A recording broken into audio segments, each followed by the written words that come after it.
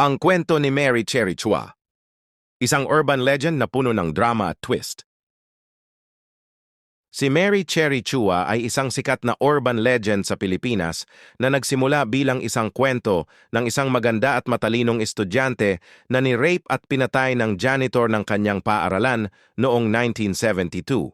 Ang kwento ay nagkamit ng katanyagan sa pamamagitan ng libro na Harsh True Philippine Ghost Stories ng Psycom Publishing Corp. Na inilathala noong 1992. Ayon sa urban legend, si Mary Cherry ay isang estudyante sa isang prestihiyosong paaralan ng mga babae sa Quezon City. Isang araw, siya ay kailangang manatili sa paaralan dahil sa isang aktibidad. Malapit na sa takip silim nang magpaalam siya sa kanyang mga kaklase. Nang gabing iyon, nag-aalala ang mga magulang ni Mary Cherry at tumawag sa kanyang mga kaklase upang tanungin kung nakita nila ang kanilang anak dahil hindi pa siya umuuwi. Gayunpaman, walang kaklase ni Mary Cherry ang nakakaalam kung nasaan siya. Kinabukasan, natagpuan ang bangkay ni Mary Cherry sa likod ng isang palumpong sa malawak na bakuran ng paaralan. Siya ay sinakal hanggang sa mamatay gamit ang kanyang sariling necktie at ang kanyang palda ay nakataas hanggang sa kanyang dibdib.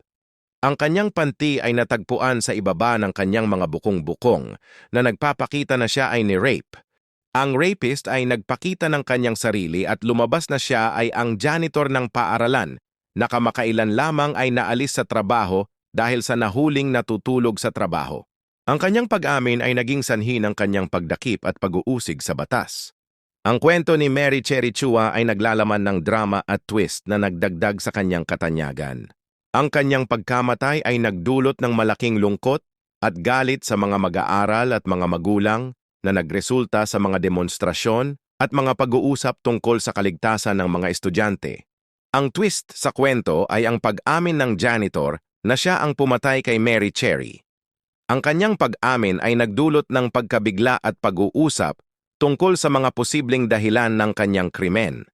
Ang kanyang pag-amin ay nagpapakita rin ng mga panganib na maaaring harapin ng mga estudyante sa mga paaralan at ang kahalagahan ng pagiging maingat at pag-iingat. Noong 2023, ang kwento ni Mary Cherry Chua ay naging inspirasyon para sa isang pelikulang may parehong pangalan. Ang pelikula ay nagtatampok ng isang bagong tauhan, si Karen, na isang mag-aaral na interesado sa mga urban legends at nagpasya na muling buksan ang kaso ni Mary Cherry. Habang nag-iimbestiga, natuklasan ni Karen ang mga bagong detalye tungkol sa pagkamatay ni Mary Cherry na nagdulot ng mga panganib sa kanyang sariling buhay. Ang pelikula ay naglalaman ng mga elemento ng horror, drama at twist na nagpapakita ng mga takot at mga panganib na maaaring harapin ng mga tao sa modernong panahon. Ang kwento ni Mary Cherry Chua ay patuloy na nagsisilbing babala at nagpapaalala sa mga tao tungkol sa kahalagahan ng pagiging maingat at pag-iingat.